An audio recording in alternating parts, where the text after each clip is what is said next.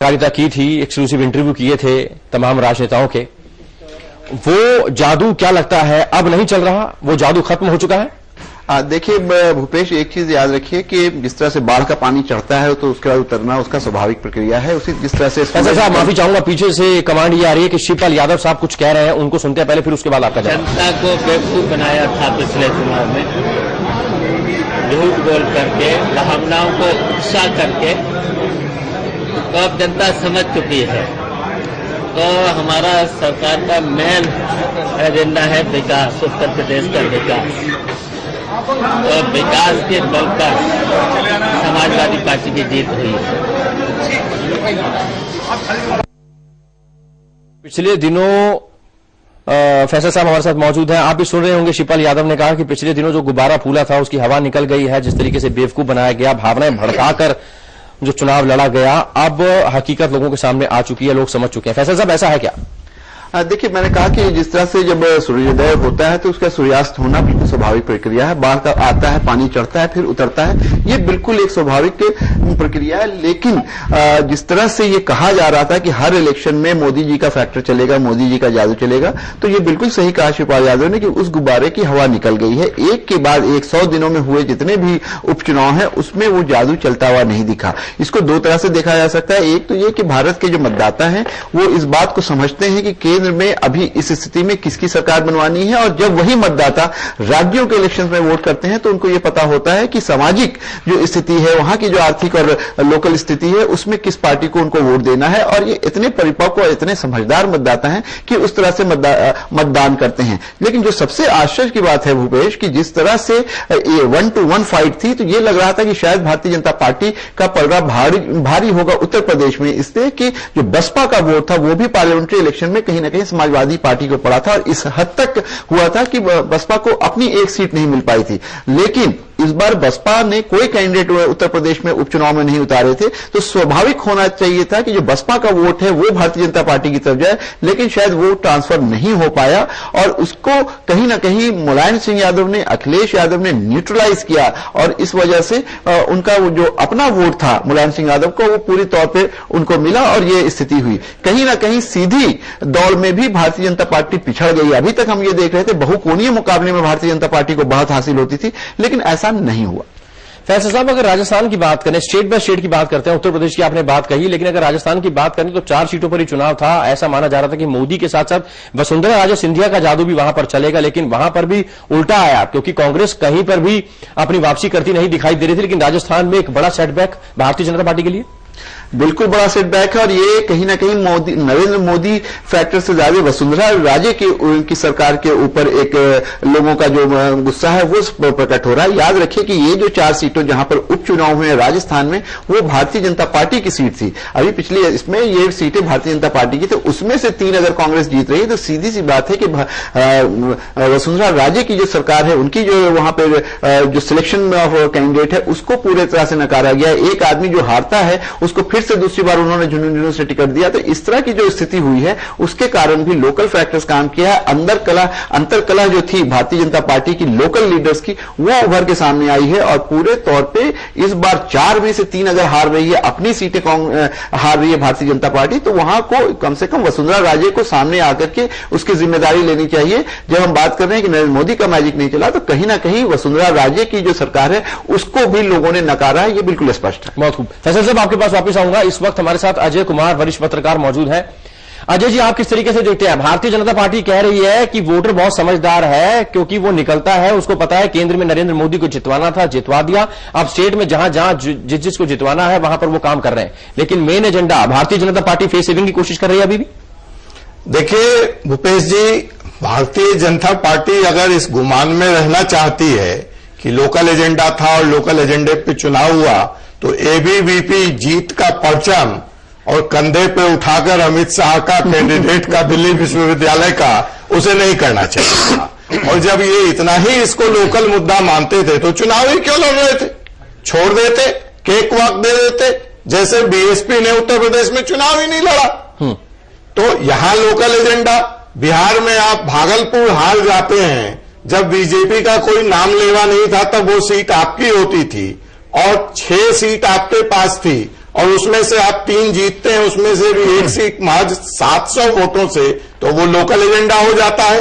और अगर ये सीट आप अभी जीत गए होते, ये परिणाम ऐसे नहीं होके ऐसे होता, तो मोदी जी का जादू चल रहा होता। तो मैं इस बात से सहमत हूं कि जादू तो कुछ क्षण के लिए रहता है, जादू जादू होता है, उसका वास्तविकता से कुछ लेना देना नहीं है। तो मैं आपको एक चीज और बता रहा हूं कि इसी गुमान में, इसी मुगालते में कांग्रेस गई है, और यहां पे तो आप इसको 100 दिन कह रहे हैं। वसुंधरा जी का मुझे बता दीजिए, वहां तो 9 महीने हो चुके हैं, तो हम 6 महीने आपको और देने को तैयार हैं, और उसके बाद का आप आलम देखिएगा। अभी ही जो आपके अलायंस पार्टनर हैं, आपकी इस धड़कती हुई मैजिक से, वो पहले विपक्ष से ज्यादा पहले वो सक्रिय हैं और वो समझ चुके हैं। बिहार के नेता बोलने लगे हैं, आपके अलायंस पार्टनर, कि कोई जरूरी नहीं है कि भाजपा का मुख्यमंत्री होगा, ऐसा पहले भी हो चुका है। आपके बादल साहब चौटाला साहब के साथ प्रचार करने जा रहे हैं हरियाणा में, और महाराष्ट्र में क्या हो रहा है भूपेश जी आप हमसे बेहतर जानते हैं कि शिवसेना ने खुले तौर पर कह दिया है कि हम तो इतनी सीटों पे चुनाव लड़ना है, लड़ना है तो लड़ो, और नहीं तो अकेले अकेले कुश्ती कर लो। तो ये जो जादू है, ये जादू ही होता है। जी फैसल साहब, 32 सीटों की अगर बात करें तो इन 32 सीटों में भारतीय जनता पार्टी के पास पिछली बार 24 सीटें थी, इस बार उसकी आधी भी नहीं आई है। स्क्रीन पर आप देख रहे होंगे 11 सीटें भारतीय जनता पार्टी के खाते में जाती दिखाई दे रही हैं। भारतीय जनता पार्टी कह रही है कि लोकल इश्यूज पर यह चुनाव लड़ा जाता है, जहां मोदी साहब को जितवाना था, सेंटर में जहां वोटिंग कर रही थी, लोग बड़ी तादाद में आए थे और गुस्से में बटन दबाया था भारतीय जनता पार्टी का कि नरेंद्र मोदी को मौका मिलना चाहिए, बहुत हो गया। क्या अब जबकि ये इतनी सीटें पिछड़ गई हैं, इस पर भारतीय जनता पार्टी का यह तर्क कितना दुरुस्त है? नहीं, देखिए अजय जी ने एक बात कही कि अगर रिजल्ट उल्टा होता तो क्या होता। जाहिर सी बात है कि हर पार्टी में इस तरह की बात होती है कि अगर जीतते तो जो नेतृत्व है उसको आप वाह वाह करते। मैंने पहले भी थोड़ी देर पहले कहा, success have many fathers, failures have none.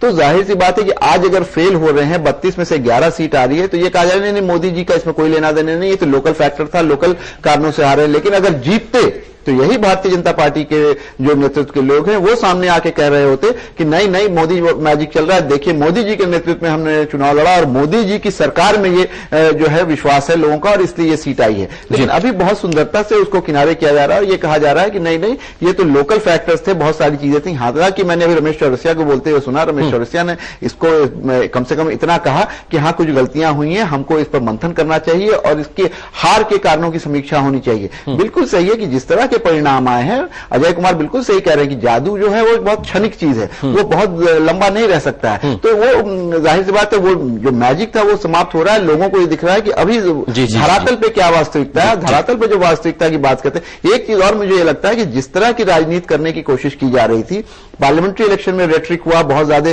Communalise भी हुआ, हालांकि डेवलपमेंटल प्लान पे कैंपेन शुरू हुआ, लेकिन उसके बाद जिस तरह की चीजें हुई वो अब समाप्त होनी चाहिए थी। अब इन लोगों को ये चाहिए था कि मोदी जी के बारे में या सरकार की जो उपलब्धियां हैं या सरकार का जो दिशा निर्देश है उसको लेके चुनाव में जाते हैं। लेकिन जिस तरह की स्थिति बनी उत्तर प्रदेश में कि चुनाव शुरू होने से पहले और चुनाव के बाद कमान दी गई योगी आदित्यनाथ को, और योगी आदित्यनाथ ने जिस तरह से वहां पे जाकर के प्रचार और प्रसार का काम किया वो हम सबके सामने है। शायद उसको भी लोगों ने नाकारा है और लोगों को एक बात और बहुत अच्छी है, यहाँ नफरत की राजनीति पसंद नहीं कर रहे लोग। फैसल साहब आपके पास आऊंगा, इस वक्त हमारे साथ जुड़ रहे हैं भारतीय जनता पार्टी के प्रवक्ता अनिल बलूनी। अनिल, बहुत स्वागत है आपका। आपसे जानना चाहेंगे आपका रिएक्शन, भारतीय जनता पार्टी का रिएक्शन, जो आपके पास 24 सीटें थी उसमें 11 रह गई हैं, हालांकि ये रुझान है।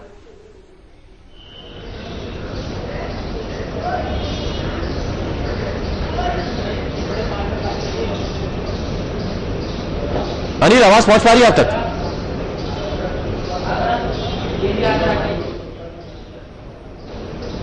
भारतीय जनता पार्टी के प्रवक्ता अनिल बलूनी हमारे साथ मौजूद रहेंगे, उन तक आवाज नहीं पहुंच पा रही है। मोदी फैक्टर खत्म होता दिखाई दे रहा है। अजय कुमार हमारे साथ मौजूद है। अजय जी, भारतीय जनता पार्टी कह रही है बहुत जल्दबाजी होगा, ये कहना नहीं ठीक है। हम ये मानते हैं कि ये कोई पूरे देश का मैंडेट नहीं है, ये एक रुझान है। लेकिन अगर भारतीय जनता पार्टी, बार बार मैं ये कह रहा हूं कि जब बिहार में भी ये भारी बहुमत से जीत करके अभी लोकसभा के चुनाव में आए और जो राज्यसभा का चुनाव हुआ, तो वो एक इंडिकेशन था कि भारतीय जनता पार्टी ने वहां राज्यसभा में उससे क्या होता है कि कार्यकर्ताओं, जो शुरुआत हुई वहां से, उसके बाद आपने 10 सीटों का परिणाम देखा, जो बिहार की शुरुआत हुई, तो अब आपने राजस्थान में देख लिया।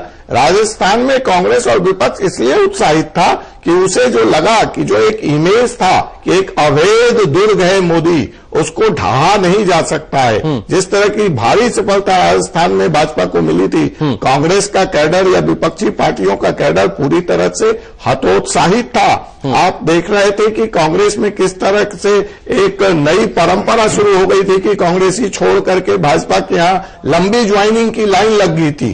तो ये एक मोरल विक्ट्री होता है, एक नैतिक बल मिलता है विपक्ष को। नैतिक बल मिला है विपक्ष को। अजय जी आपके पास भारतीय जनता पार्टी के प्रवक्ता अनिल बलूनी मौजूद है। अनिल, अगर आप तक आवाज पहुंच पा रही है तो आज जो रुझान अभी आ रहे हैं उस पर आपका रिएक्शन, और यहां हमारे गेस्ट जो मौजूद हैं, वरिष्ठ पत्रकार हैं अजय कुमार, वो बता रहे हैं कि कांग्रेस को कहीं ना कहीं नैतिक बल, उसका मॉरल एकदम अप हुआ है इन रुझानों से, इन नतीजों से। देखिए, मेरे को ऐसा लगता है जो चुनाव जितने हुए हैं, आपकी इको हो रही है, सारी बात मुझे लौट के आ रही है और बहुत क्लियर नहीं है। अनिल, आप अपनी बात रखें, आपकी आवाज हम तक क्लियर पहुंच रही है। देखिए, जो उपचुनाव एक महज उपचुनाव है, और हमारे जब भी कोई चुनाव होते हैं, अगर नगर पालिका के हों, चाहे पंचायतों को, विधानसभा को हो या लोकसभा के हों, हम सबकी समीक्षा करते हैं और इसकी भी समीक्षा करेंगे। अगर हमारे अनुकूल नहीं रहेंगे भी तो जिस तरीके से रिजल्ट आ रहे हैं, अगर अनुकूल नहीं करेंगे तो समीक्षा करेंगे, जीतते हैं तब भी समीक्षा करते हैं। लेकिन देखिए, एक बहुत महत्वपूर्ण बात हुई है इस दौरान कि उत्तर प्रदेश के अंदर हमारा कैडर खड़ा हो गया है, और आने वाला जो चुनाव है, देखिए उपचुनाव जब होता है उस वक्त कोई हवा नहीं होती है। हर एक छोटे से जो विधानसभा होती है उसके अलग अलग मुद्दे होते हैं, बहुत सारे लोकल इश्यूज होते हैं, और अभी जो आएगा, जो विधानसभा का चुनाव आएगा उत्तर प्रदेश के अंदर, हमारा कैडर मजबूती से खड़ा हो गया। हमको लगता है कि बहुत आपका कहने का मतलब यह है कि उत्तर प्रदेश की जनता ने आपको लोकसभा चुनावों में वोट दिया लेकिन विधानसभा में रिजेक्ट कर दिया, आप मान रहे हैं? नहीं, रिजेक्ट का इश्यू नहीं। मैंने कहा ना, मैं खुद विधानसभा उपचुनाव लड़ा हूं 1-2 बार, और मैंने देखा जो उपचुनाव का जो टेंडेंसी होती है वो बिल्कुल डिफरेंट होती है। उपचुनाव में ना कोई हवा होती है, ना कोई वातावरण होता है, लोकल इश्यूज होते हैं बहुत सारे, और सत्ताधारी पार्टी को एडवांटेज होता है। तो ये बहुत सारे इश्यूज हैं। मुझको लगता है कि ये कोई रेफरेंडम नहीं है, इसमें कोई विशेष बात नहीं है। और अभी आप देखिएगा, महाराष्ट्र में चुनाव होने वाले हैं, अभी हरियाणा में चुनाव होने वाले हैं, आप वहां पर हमारी पार्टी का परफॉर्मेंस देख लीजिएगा। इसीलिए मैंने कहा कि जो उपचुनाव होते हैं वो उसमें कोई बहुत सारे लोकल इश्यूज होते हैं जीतने के लिए। और उत्तर प्रदेश के अंदर जिस प्रकार से चुनाव लड़ा गया, जिस तरीके से आजम खान साहब का एक बयान आया था कि उत्तर प्रदेश के अधिकारी समझ लें कि 3 साल तक हमारी सरकार चलने वाली है। क्या भारतीय जनता पार्टी की चिंता बढ़ा दी है इन रुझानों ने? आपके पास आऊंगा अनिल सर, और फैसल साहब कुछ कहना चाह रहे हैं? नहीं, अभी अनिल जी ने कहा कि जो सत्तारूढ़ दल होता है उसको उपचुनाव में बढ़त मिलती है या उसको एडवांटेज मिलता है। मैं जानना चाहूंगा इनसे कि राजस्थान में तो इनकी पार्टी की सत्ता थी, 4 में से 3 हार रहे हैं। नहीं, मैं वही कह रहा हूं ना, बहुत सारे लोकल इश्यूज होते हैं, लोकल फैक्टर्स होते हैं। वो उपचुनाव में बहुत सारे कारण होते हैं। मैंने बताया कि मैं खुद उपचुनाव लड़ रहा था, लोग कहते थे कि हम आपको वोट देना चाहते हैं, लेकिन और इस तरह के लोकल इश्यूज कई बार इकट्ठे हो जाते हैं कि उसमें नहीं जीत पाते हैं। इसका मेरे को लगता है कि कोई देश के लिए देश का कोई वातावरण इसमें सम्मिलित नहीं है। और आप देखिएगा, अभी महाराष्ट्र का चुनाव आएगा उसमें देखिएगा, हरियाणा का चुनाव आने वाला है उसमें देखिएगा, झारखंड में इलेक्शन होने वाला है। पार्टी को जिस तरह से हमारी पार्टी काम कर रही है, बहुत मजबूती से काम कर रही है, और हम लोग सफल होंगे आने वाले समय में। और जो रिजल्ट रहे उसका विश्लेषण करेंगे, उसमें कोई वो नहीं है, उसको विश्लेषण किया जाएगा। अजय जी, महाराष्ट्र में और हरियाणा में जो चुनाव होने वाले हैं उसमें भारतीय जनता पार्टी अपने बेहतरीन प्रदर्शन का दावा कर रही है, लेकिन क्या इन रुझानों से, इन चुनावों से कहीं कोई फर्क पड़ने वाला है? मैं अनिल जी की पार्टी है, उनको दावा करना चाहिए, लेकिन साथ ही यह भी नहीं भूलना चाहिए कि चढ़ता सूरज धीरे धीरे ढलता है, ढल जाएगा यारों। तो ये जो ढलान की प्रक्रिया शुरू हुई है, और जिसको अनिल जी कह रहे हैं समीक्षा, ये तो बहुत अच्छी बात है कि अगर भाजपा इसको कुकर के सीटी की तरह वार्निंग साइन लेकर के इनके अंदर जो कमियां हैं उनको दुरुस्त कर लेती है, जो कार्यकर्ताओं की अनदेखी है, जो भाजपा नेताओं का दंभ भरा हुआ है इस 90 दिनों में, जो बॉडी लैंग्वेज बदला हुआ है, अगर उसमें परिवर्तित हो जाता है और वो जादू के असर से बाहर निकलकर जमीन की वास्तविकताओं से रूबरू होते हैं तो उसका स्वागत है। लेकिन जहां तक उपचुनाव के नतीजों को सिरे से खारिज करना चाहते हैं अनिल जी, तो मैं इनसे जानना चाहूंगा कि अगर इस देश को आजम खान नहीं चाहिए तो महंत अवैधनाथ भी नहीं चाहिए, साक्षी महाराज भी नहीं चाहिए। आजम खान के बयानों को उत्तर प्रदेश की जनता ने रिजेक्ट किया था, इसलिए आपको डेवलपमेंट और विकास के मॉडल पे वोट दिया गया था।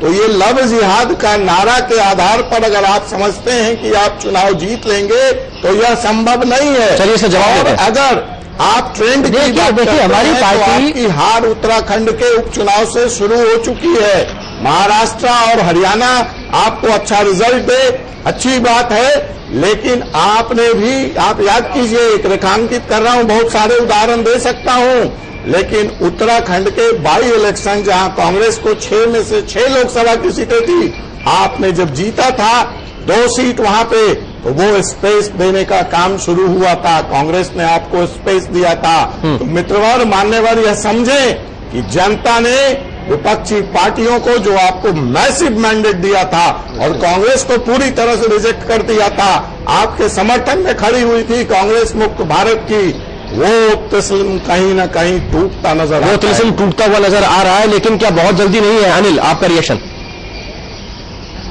नहीं, देखिए, मैंने कहा कि जो कांग्रेस मुक्त वाली बात कर रहे हैं, अभी हरियाणा में सिद्ध हो जाएगा, महाराष्ट्र में सिद्ध हो जाएगा। हम पूरी तरह से, देखिए, कोई अगर रिजल्ट आता है तो उसकी समीक्षा करना हमारा अधिकार है, हम करना भी चाहिए, हर जीत की भी समीक्षा करनी चाहिए, हार की भी समीक्षा करनी चाहिए। लेकिन आने वाला चुनाव, आने वाले और मजबूती से काम करेंगे। महाराष्ट्र के अंदर हम सरकार बनाएंगे। कांग्रेस को जिस तरह नेता प्रतिपक्ष के लिए लाले पड़ गए दिल्ली में, वही स्थिति अब महाराष्ट्र में और हरियाणा में करके दिखाएंगे। समाजवादी पार्टी के नेता और उत्तर प्रदेश के मुख्यमंत्री अखिलेश यादव ने अपनी इस जीत पर क्या कुछ कहा, देखिए। जनता का, तो जनता ने ऐसे वक्त पर समाजवादियों की मदद की है, और जिस रास्ते में समाजवादी पार्टी उत्तर प्रदेश को ले जाना चाहती है, और पहले दिन से समाजवादी पार्टी ने कोशिश की है कि विकास और खुशहाली का रास्ता अपनाएं, और लगातार उस दिशा में समाजवादी पार्टी ने काम किया है। और जनता के बीच में मैं आपको विश्वास दिला सकता हूं कि ये परिणाम आने के बाद समाजवादी पार्टी पूरी जिम्मेदारी से विकास और खुशहाली के रास्ते को आगे बढ़ाने का काम समाजवादी पार्टी करेगी। लोग जान रहे हैं कि दंगे कौन करा रहा है और क्या योजना है। एक बार लोकसभा आम चुनाव में उन्होंने फायदा उठाया, लेकिन हर व्यक्ति जो विकास की मुख्य सरकार ने बनाई थी, कोई ज्यादा विकास की बात नहीं, ना कि दंगे के लड़ाने कराने की। लोग समझ के पूरी तरह से किस कौन करा रहा है, किसकी योजना है। या जब चुनाव के नतीजे आ रहे हैं, आप देख रहे हैं समाजवादी पार्टी को बड़ा भारी समर्थन और बहुमत मिल रहा है। हमारे सरकार का मुख्य एजेंडा है विकास, और विकास को लेकर के हम लोग इस चुनाव में गए थे जनता के बीच में, और जनता ने विकास के बल पर समाजवादी पार्टी को वोट किया है, इसलिए समाजवादी पार्टी की ऐतिहासिक जीत हुई है। और जो सांप्रदायिक ताकतें हैं जिन्होंने जनता को बेवकूफ बनाया था पिछले चुनाव में, झूठ बोल करके, भावनाओं को उत्साह करके, तो अब जनता समझ चुकी है। ये ट्रेंड जो आ रहा है, तो रिजल्ट तो है नहीं, लेकिन ये मान के चलिएगा कि बाई इलेक्शन किसी चीज का रेफरेंडम नहीं होता। बाई इलेक्शन जो होते हैं, मैं उदाहरण के रूप में कहता हूं कि अब उत्तर प्रदेश है, वहां पे बीजेपी के कैंडिडेट्स लोकसभा में जीते, इसलिए वहां जगह खाली हुई। मगर ये वही कैंडिडेट हैं जिन्होंने उत्तर प्रदेश में जो हवा थी अखिलेश यादव जी की, उसके विपरीत जाके उन्होंने ये जीता था। तो वो एक कैंडिडेट का अपना होता है, और अब जो है वो कोई जो अब देखने को मिलेगा तो वो इंडिविजुअल कैंडिडेट के आधार पर ही हार जीत का फैसला होता है। बाई इलेक्शन किसी की सरकार बनाता नहीं है, ना बिगाड़ता, इसलिए उस पर कोई असर नहीं पड़ता। 100 दिन में ऐसा क्या हो गया कि भारतीय जनता पार्टी कई जगह तो चारों खाने चित दिखाई दे रही है। राजस्थान की बात करें, उत्तर प्रदेश की बात करें और जिलों की बात करें, ऐसा क्या हो गया? चर्चा इस पर जारी रहेगी। मेहमान हमारे साथ मौजूद रहेंगे। छोटा सा ब्रेक, फौरन हाजिर होंगे।